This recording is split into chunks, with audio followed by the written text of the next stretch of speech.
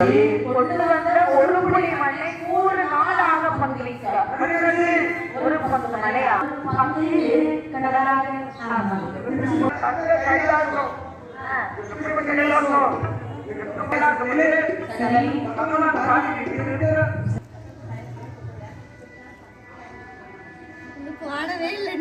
போடு நீ. இப்போ இது வந்து ப்ராசஸ்.